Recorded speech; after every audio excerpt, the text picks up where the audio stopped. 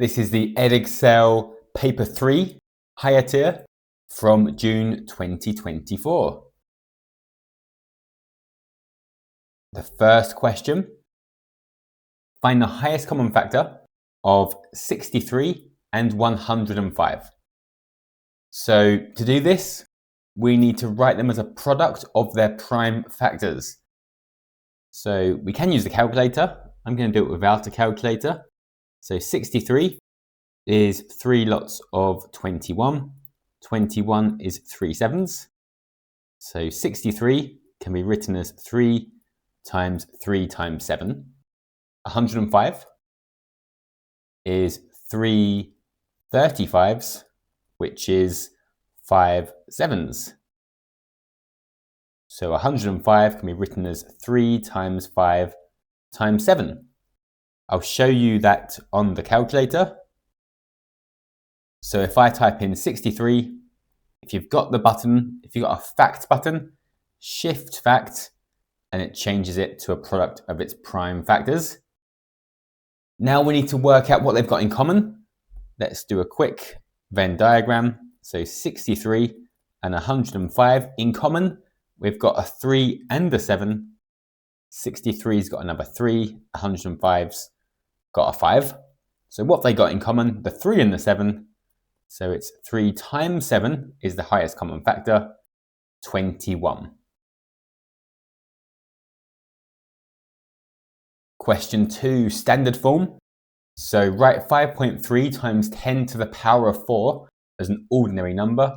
It's 5.3 times 10 4 times. So times 10 once, 2, 3, 4. We can use the calculator again. So with standard form, either the question, if I type in the question to the calculator, it's going to give me the answer. Or if it doesn't work, if I type in the answer, it will go back to the question. So if I type in 5.3 times 10 to the power of 4, I get 53,000. Write 7.4 times 10 to the power of negative 5 as an ordinary number. So it's 7.4 divided by 10, 5 times. So there's a 0, and then a point, and then 4 zeros, and then 7, 4. So in total there's 5 zeros, and it's a power of negative 5. Again, check on the calculator. So if I type in 0.1234 zeros, 7, 4, it's going to take me to 7.4 times 10 to the power of negative 5. Calculate the value of 9.7 times 10 to the power of 6 plus 2.45 times 10 to the power of 7. Give your answer in standard form. I am just going to type it into the calculator, and it's probably going to give me an answer not in standard form, and then I'll just convert it. So 9.7 times 10 to the power of 6 plus 2.45 times 10 to the power of 7, and we get 34,200,000. So we need to write that in standard form. It's going to be a number between 1 and 10, which is 3.42 times 10 how many times? So it's 1, 2, 3, 4, 5, 6, 7 times. And again, check it on the calculator. So if I type in the answer, it's going to go back to 34,200,000. So 3.42 times 10 to the power of 7. And there we have it. Question 3. The diagram shows a solid triangular prism. Raina is trying to draw the side elevation of the solid prism from the direction of the arrow. Here is her answer on a centimeter grid. So it should be 7 wide, which it is, but 4 is the slanted height. So Rainer's side elevation is not correct because the perpendicular height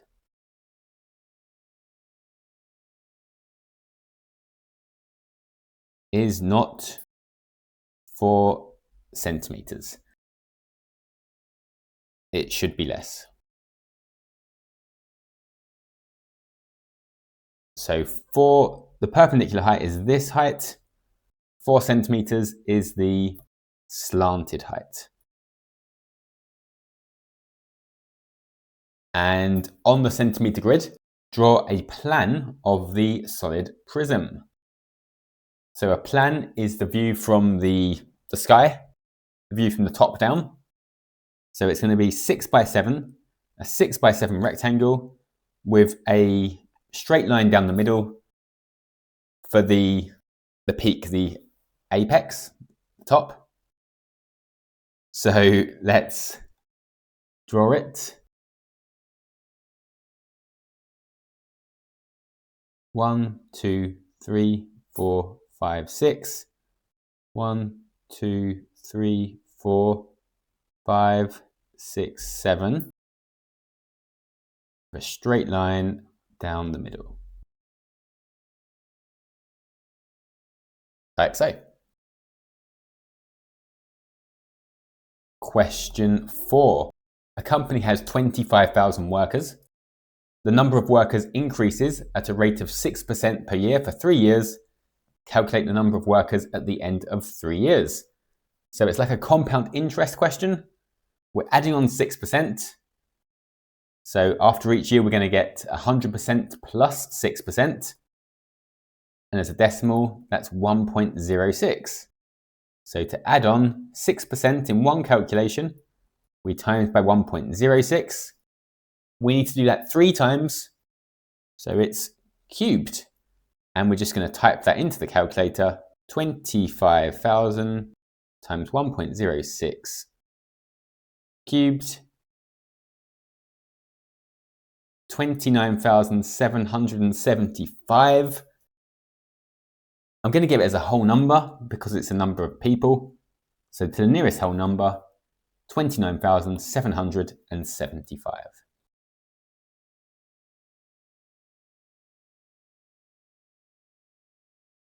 Question 5. Habib has 2 identical tins. He puts 600 grams of flour into one of the tins. The flour fills the tin completely. The density of the flour is 0.6 grams per centimeter cubed. So we've got density, mass and volume. Density is equal to mass divided by volume. And we know the mass and the density, so we can work out volume. So 0.6 equals 600 divided by V. So V is going to be 1,000. 600 divided by 1,000 makes 0.6 centimeters cubed. So that's the volume of a tin. Habib puts 600 grams of salt in the other tin. So that's mass again. The salt does not fill the tin. The volume of space not filled is 700. So not filled is 700. So filled is 1,000 take away 700, which is 300. So that's the volume of the salt. We've got the mass of the salt. And the question, work out density. So density is mass divided by volume. 600 divided by 300, 2 grams per centimeter cubed. Tim has 2 bias coins, A and B. He's going to throw both coins. The probability that coin A will land on heads is 0.6. So not heads, 1 minus 0.6, 0.4. The probability of B landing on heads, 0.55. So not heads is 1 minus 0.55, 0.45. And this is coin B as well. We just need to write it out again. Tim throws coin A once and coin B once. work out the probability that both coins land on heads. Heads, then heads. When we go across the branch, we times. So the probability of heads is 0.6 times 0.55.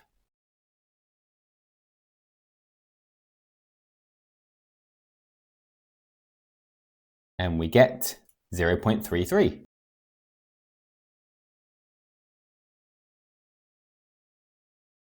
A paddling pool is in the shape of a cylinder. We've got a radius of 100, depth of 30. We can see that on the diagram. It's empty and filled with water at a rate of 250 centimeters cubed per second. Work out the number of minutes it takes to fill the pool completely, filling it all the way to the top. Give your answer to the nearest minute. So we need to work out the volume of the cylinder. And the volume is the area of the cross-section, area of the circle, pi r squared times the height, times h. So pi times 100 squared times 30 is going to be the volume of our pool.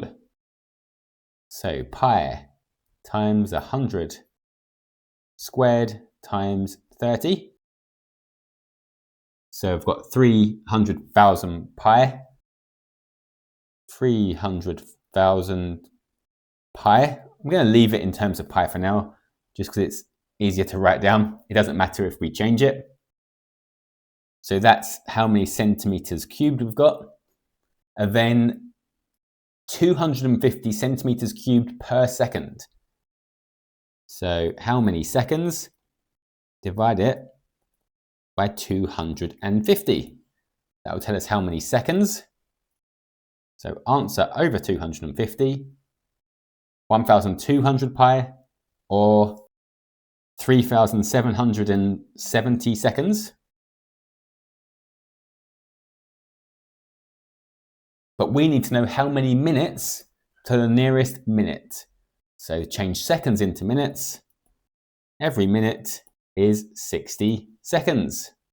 So divide by 60, 20 pi or 63 minutes to the nearest minute.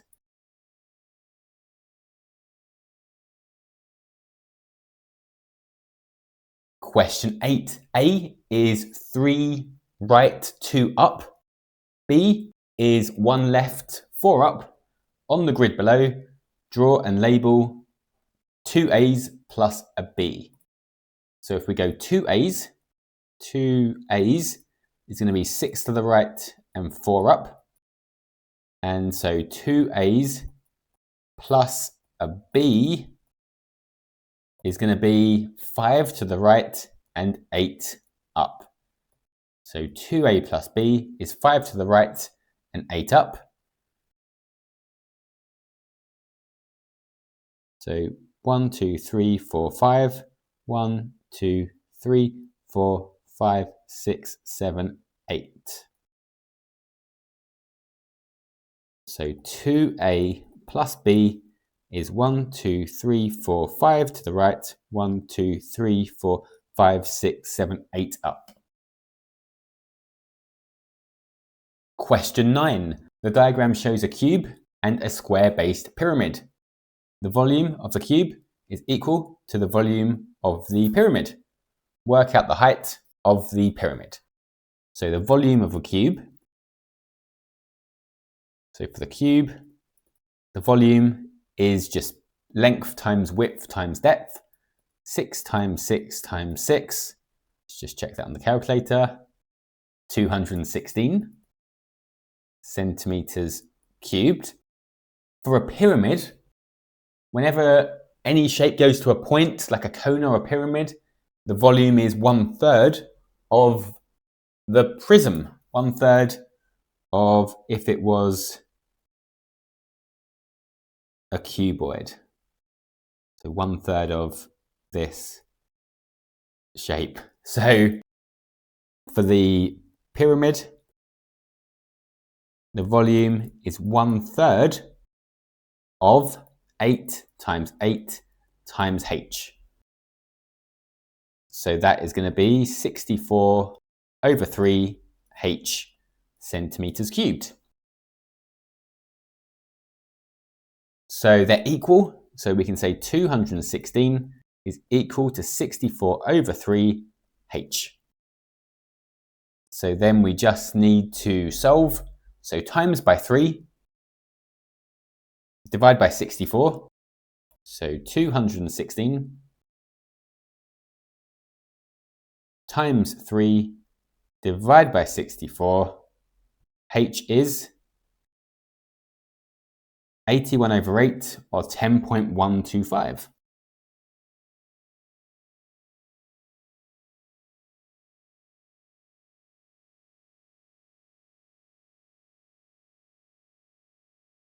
Question 10. There are only red counters and yellow counters in bag A. The number of red to the number of yellow counters is the ratio 3 to 5. There are only green counters and blue counters in bag B.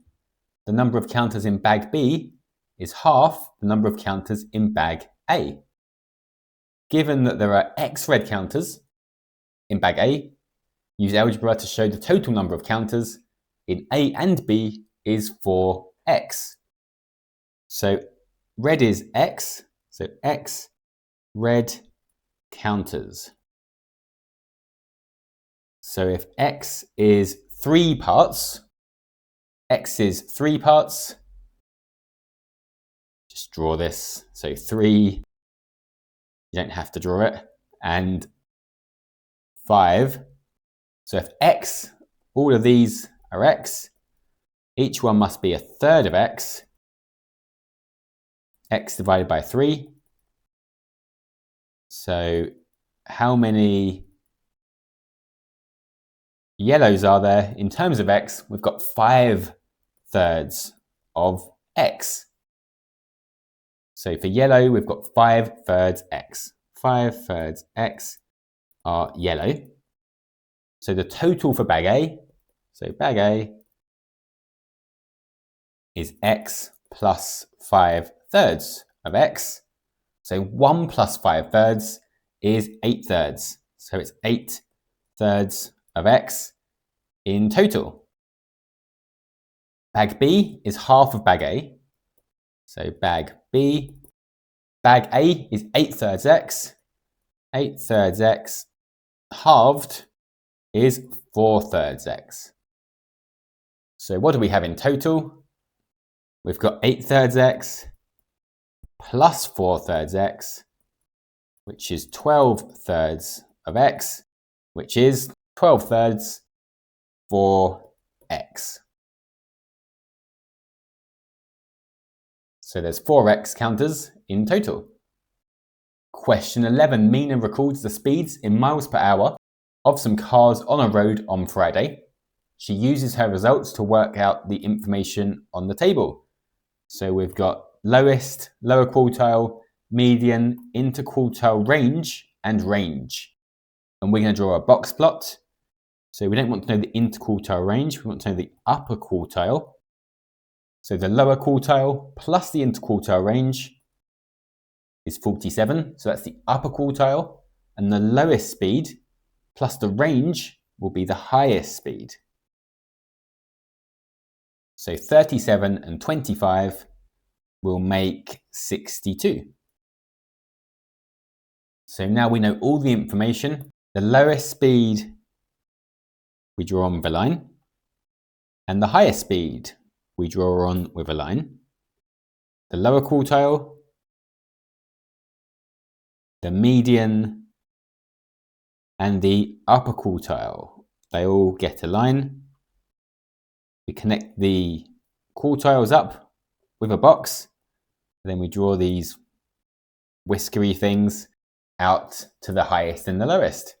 So there's our box plot.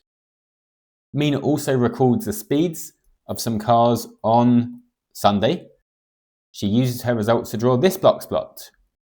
Compare the distribution of the speeds on Friday with the distribution of the speeds on Sunday. So we need to compare the spread and the average. So let's compare the median for the average. So the median speed on Sunday was higher. We need to give our answer in context. So we need to mention speed. So the median speed is good enough to do that. So the median speed was higher on Sunday. So we've compared the average, we've given it in context because we wrote speed. And then let's compare the range. We can see that the range and the interquartile range, both of them were higher on Sunday. So you can see that the box is wider on Sunday, so the interquartile range is bigger. So the interquartile range of the speeds was higher, was greater on Sunday too. The speeds were more spread out. There was a greater range of speeds on Sunday. Question 12. The diagram shows triangle T drawn on the grid. Enlarge triangle T by scale factor -2, center of enlargement at the origin. So here's our center of enlargement. To go to the bottom corner, we go along 1 up 2. So along 1 up 2. If we times that by -2, how far do we have to go? Back 2, down 4. So it's going to be back 2, down 4. Take another point, along 3 up 2. Times it by -2. That would be back 6, down 4. So back 6, down 4. And another point, along 1 up 3. Times it by -2 will be back 2, down 6. Back 2, down 6. And we're just going to join them up. And that is our enlargement. Question 13. There are 30 students in a class. A teacher is going to choose at random 2 of the students. Work out the number of different pairs of students the teacher can choose. So for the first pick, there are 30 options. So once we've picked one person, how many are left?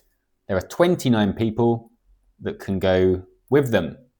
So it's 30 times 29. So the only problem with this is we're going to have double counted. So picking student A first and then student B, or picking student B first and then student A, it's going to end up with the same pair. So we're going to have twice as many pairs as we should because they're all going to be doubles. So half the answer. Let me show you that with like 3 students. So if there's 3 students, A, B, and C, we could pick 3 options for first. And then once we've picked one, there's 2 options for the second pick. So we could say there's 6 options. But what are those 6 options? It's A, B, AC, BA, BC, and CA, CB. They're the 6 options. But you can see we've got doubles. A and B is the same as B then A. A then C is the same as C then A. And B and C is the same as C then B. So we've got a half it to tell you how many different options we've got. So we've got 30 times 29 over 2. 30 times 29 over 2. That's 435 different options. Question 14. At the start of 2022, Kim invested some money in a savings account. The account paid 3.5% compound interest each year. At the end of 2022, interest was added, and then Kim took 750 out. At the end of 2023, interest was added, and then Kim took 1,000 out, there was then £2,937.14 in the account. Work out how much money Kim invested at the start. So let's try and write down what happened. We're going to start with X.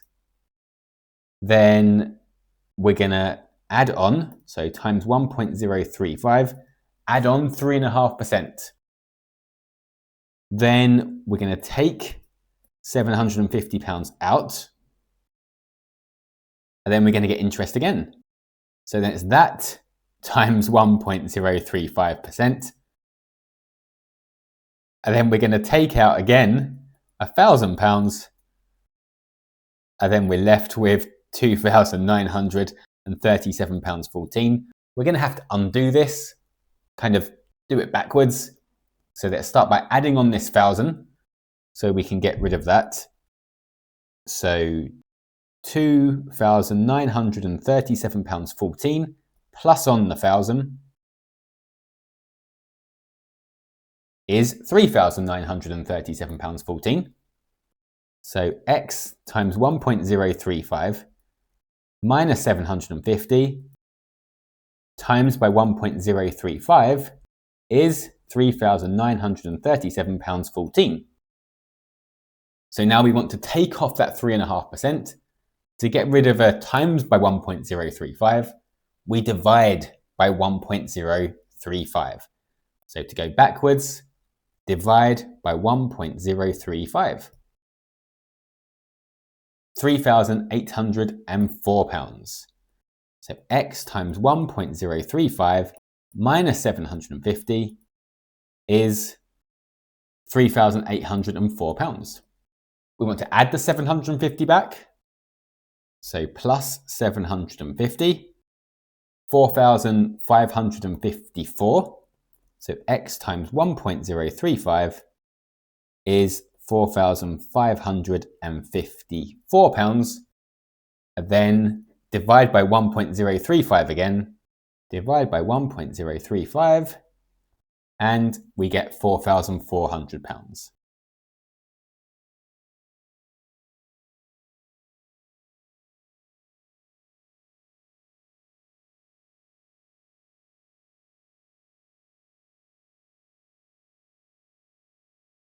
Question 15, simplify fully. We have a minus 3 squared on top, 5 times a minus 3 on the bottom.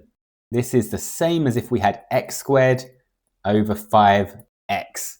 It's just that our thing we've got in common to the top and the bottom is a minus 3. So for x squared over 5x, we would divide top and bottom by x. For a minus 3 squared over 5 times a minus 3, we're dividing top and bottom by a minus 3. Part B, factorize. So we are going to put this into double brackets. I'm going to do a times c, 3 negative 4s make negative 12. What multiplies to make 12? We can have 1 12, 2 6s, 3 4s. How can I make an 11 out of them? It's going to be 12 take away 1. So I'm going to change it into 3k squared plus 12k minus 1k minus 4. I'm changing 11k into 12k minus 1k. When we expand double brackets, we get 4 terms, and then we add the middle ones together. We collect the like terms. I've split the middle term back up into 2 separate terms, and then we can work out what the multiplications were. So what can I take out of 3k squared and 12k? What comes out of the first 2 terms? 3k, and then 3k times what makes 3k squared? That's k. 3k times what makes 12k, plus 4. Something times k is negative k, that's negative 1. And negative 1 times positive 4 is negative 4. So I've got 3k minus 1 times k plus 4. Question part C, simplify fully. So we're going to have to factorize what we can, change our divide to a times. 4 minus x squared is the difference of two squares. It's 2 plus x times 2 minus x. X squared plus 3x, I can take an x out of, so it's x times x plus 3. So I factorize the top and the bottom. To change a dividing fractions to timesing fractions, we flip over the second fraction. So dividing by x plus 2 over x plus 3 is the same as timesing by x plus 3 over x plus 2. When we multiply fractions, we just times the top times the bottom. So I'm going to write it as a single fraction, 2 plus x times 2 minus x times x plus 3 over x times x plus 3 times x plus 2. Cancel out the like terms. X plus 3 is on the top and the bottom, and x plus 2 and 2 plus x are the same thing. So we just get 2 minus x over x. Question 16. Functions f and g are given. So f of x is 12 over x plus 1. G of x is 5 minus 3x. Find f of negative 3. So this just means change x into negative 3. F of negative 3 is 12 over negative 3 plus 1. 12 over negative 3 plus 1 is negative 6. Find fg of 1. So we put 1 into g and then put that answer into f. So g of 1 is 5 minus 3 ones, which is 2. Now we're going to put that into f. So we want f of 2, which is 12 over 2 plus 1. 12 over 3, that's 4. Find g minus 1, so the inverse of g. G minus 1 of x, the inverse function of x, does the opposite. So the output becomes the input, and the input becomes the output. So if there's a function g, you have an input, you put it into g, and you get out the output. G minus 1 of x is the opposite. So you get the output, you put it into the opposite function, and it takes you back to the input. It does the opposite thing. Instead of going from left to right, it goes from right to left. So our g function is 5 minus 3x. We could work out what the inverse function is and then put 4 into it. Or we could say, what do you have to put in to g to get out 4? So it's 5 minus 3x equals 4. Plus 3x to both sides. Take away 4 from both sides and divide by 3. X is 1/3. So it should be 1/3. I'm going to just work out the inverse function as well, just to show you. So g of x is 5 minus 3x. G of x is 5 minus 3x. So what is the g function? We times by negative 3 and then plus on 5. So the function is timesing by negative 3 and then plussing 5. So you have the input, you times by negative 3 plus 5, and you get the output. So what is g minus 1 of x? So you'll start with the output and you'll work backwards. So you'll have to take away 5. So it's going to be take away 5, and then instead of timesing by negative 3, we're going to divide by negative 3. So that's the opposite function. If we put 4 into the opposite function, g minus 1 of 4, it'll be 4 minus 5 divided by negative 3. So negative 1 divided by negative 3, 1/3. Question 17. A ball is thrown upwards and reaches a maximum height. The ball then falls and bounces repeatedly. After the nth bounce, the ball reaches a height of hn. After the next bounce, the ball reaches a height given by hn plus 1 is 0.55 times hn. So each bounce is 55% of the bounce before. So it's bouncing lower every time. After the first bounce, we have 8 meters. What height does the ball reach after the fourth bounce? So the second bounce is 0.55 times 8, which is 4.4 meters. The third bounce is the answer times 0.55.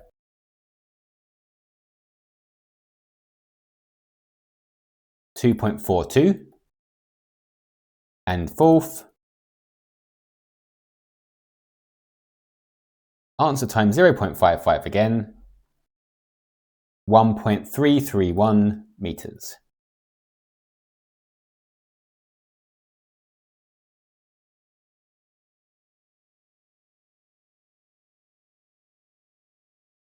ABCD is a quadrilateral. The area of ABC is 54 centimeters squared. Calculate the area of ACD. So we're going to use half AB sine C to find this length. Let's just call it little b. So half AB sine C, find that length. Half. So half AB sine C. C is the angle.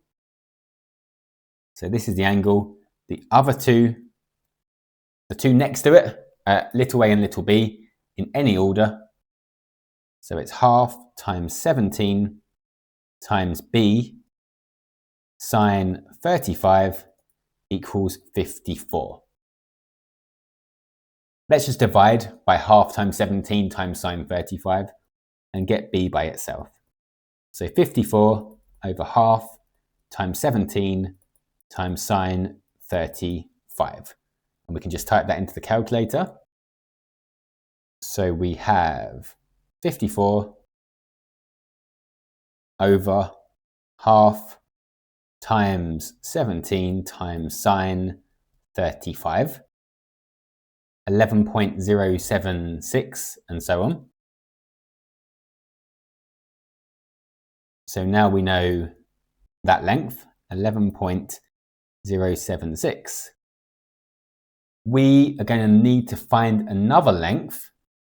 So we're going to use opposites. So let's find this length up here. I'll call it x.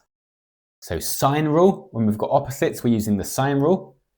So it's going to be x over sine 48 is equal to 11.076, our last answer, over sine 57. So to get x by itself, I'm going to times by sine 48.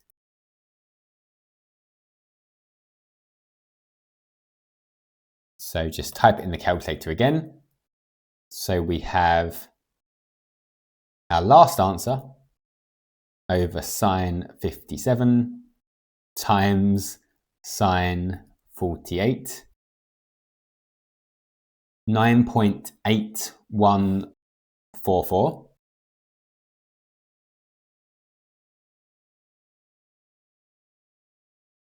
So that's our other length, 9.8144. I should have saved these in the calculator. Let's store that one as A. Hopefully I'll go back, store that one as No, that's not right. Go back and store that one as B. So I've got these saved as A and B now. For the area of a triangle, half AB sine C, we need the angle and two lengths next to it. So at the moment, we've got our 9.8144 at our 11.076, but the angle in between them, we don't know, but we can use the angles in the triangle, add up to 180. So 180, take away 48 and 57 is 75. So it's 75 degrees. Now we can use half AB sine C. So it's half times the 11.076 times the 9.8144, half AB sine C. So that is the area of the triangle. So it's half times A times B sine 75. And A and B are the ones we saved in the calculator. We get 52.5 degrees. No, 52.5 centimeters squared.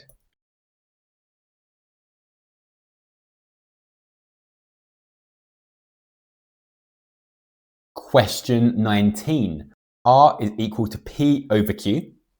P is 5.88 times 10 to the power of 8. Correct the three significant figures. So it's going to be bounds.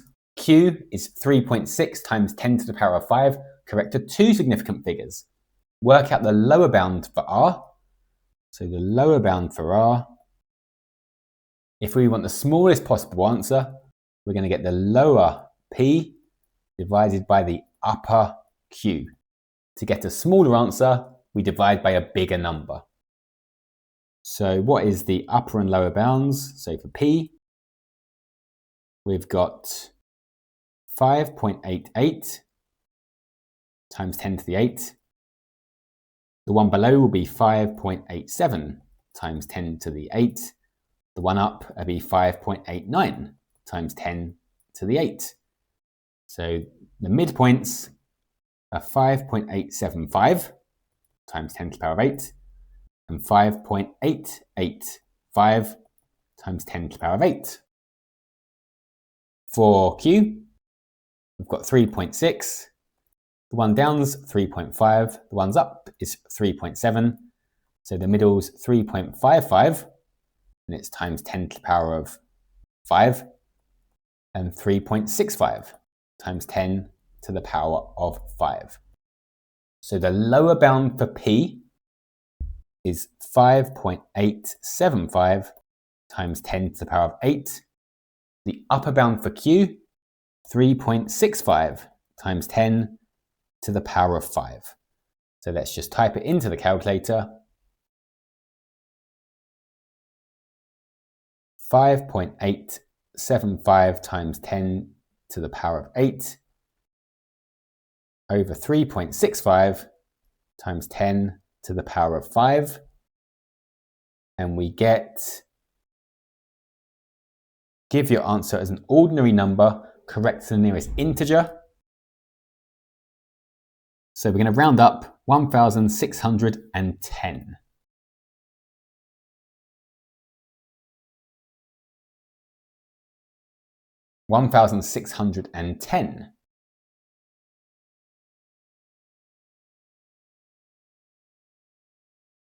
Question 20.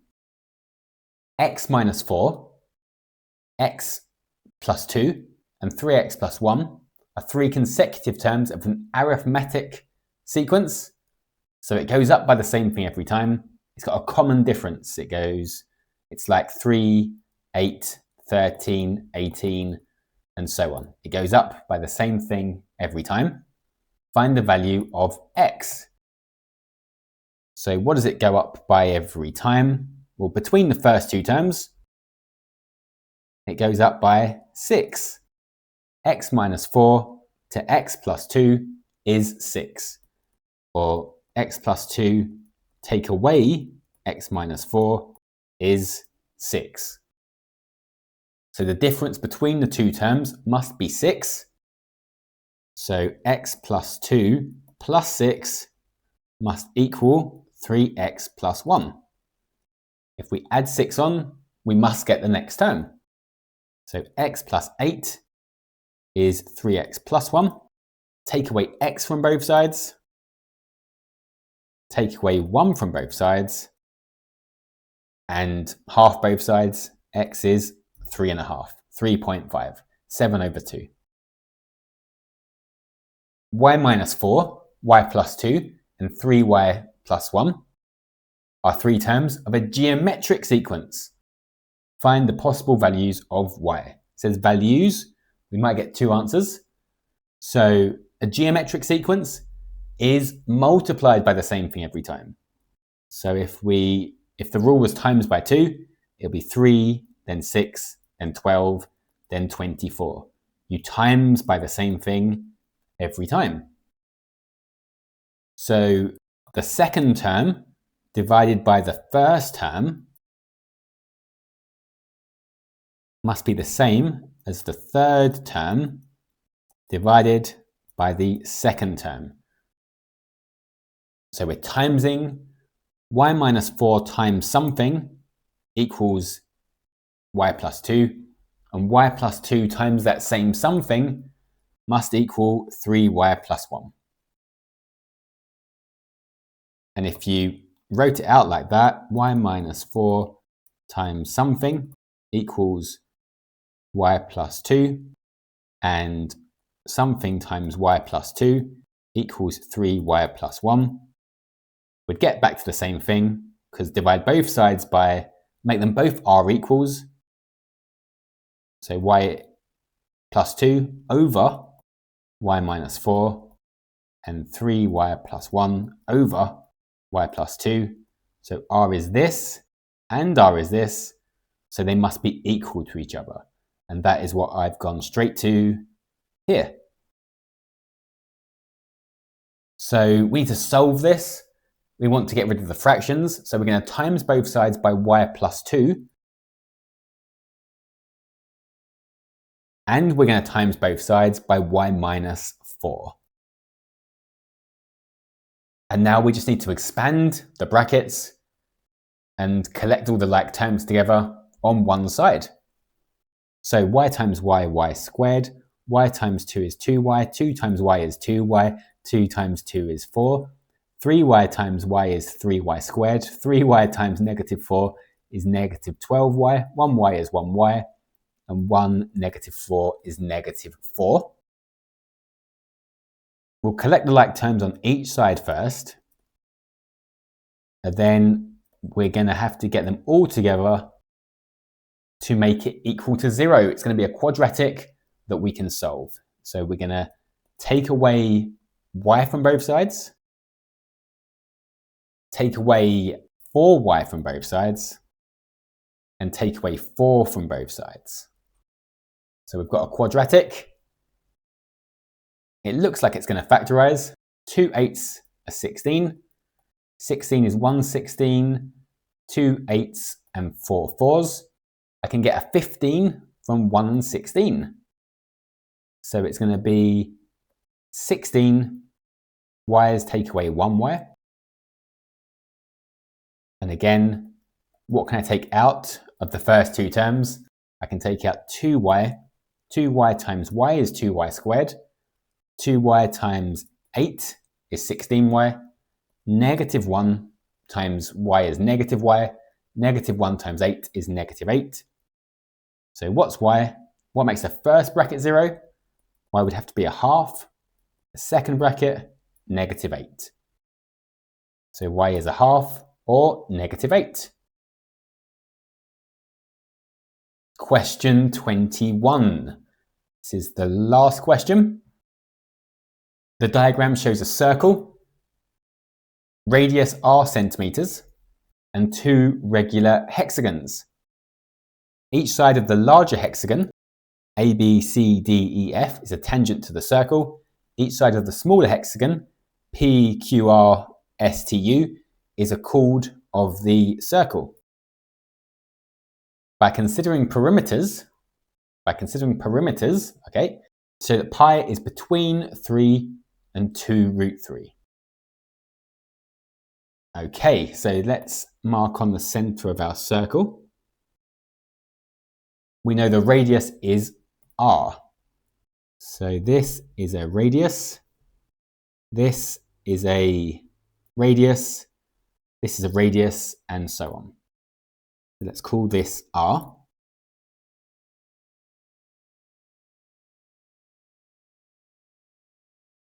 So a hexagon can be split into equilateral triangles.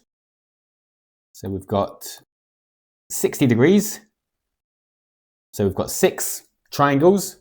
The whole way around the point is 360. So these are 60-degree angles. And we also know the interior angle of a hexagon is 120. So these are 60s as well. So we've got another radius here. So it's RR and R. So the small hexagon has a perimeter of 6 R's. 6 radiuses make the perimeter. How about the large one? How can we work out the perimeter of the large hexagon? So we are going to have to do something with this triangle here. So again, I've just drawn on another radius of the circle. So we've got a radius here. That's a radius as well. Again, we know the angle. So that's half of a 60. That one's a 30. And we've got a right angle here. So if we say that the whole of the length is an x, I'm not going to use r again, I've already used it. That means we've got half of an x here. So we could use SOHCAHTOA to find x in terms of r. We also have an x here because it's, again, a big equilateral triangle for the big hexagon. So where this one is x, this one is also x. And then this one is r, the radius of the circle. So we could use Pythagoras with half x, x and r, or SOHCAHTOA with the 30-degree angle, x and r, or half x and r, however we want to do it, but we can get x in terms of r. I'm going to use the SOHCAHTOA. So I've got my angle here. I'm going to use the adjacent and the hypotenuse. It doesn't matter which one we use. So cos 30 equals adjacent, which is r, over hypotenuse, which is x. Cos 30, we've got a calculator, but cos 30 is square root 3 over 2. So square root 3 over 2 is equal to r over x, times by x, x times square root 3 over 2 is equal to r. So x is 2r's over square root 3. So timesing by 2, dividing by square root 3. 2 over square root 3 could also be written as 2 root 3 over 3 if we rationalize the denominator. So 2 root 3 over 3 times r. So for the big hex, the perimeter is 6 lots of x, 6x, which is 6 times 2 root 3 over 3 r, and 6 over 3 cancels to 2, so it's 4 square root 3 times the radius. So we've got the small hexagon's perimeter, the big hexagon's perimeter. By considering perimeters, show that pi is in between 3 and 2 root 3. What's the perimeter of a circle? The perimeter of a circle is the circumference, 2 pi r. So the circle circumference is equal to 2 times pi times the radius. So what about this 3? Pi is in between 3 and 2 root 3. So the circle's circumference must be in between the perimeter of the big and the small hexagon. So the small one was 6r. The circle is 2 pi r, and the big one is 4 root 3 r. If we divide through by r, and then half everything, we get 3 pi and 2 root 3, which is what we wanted.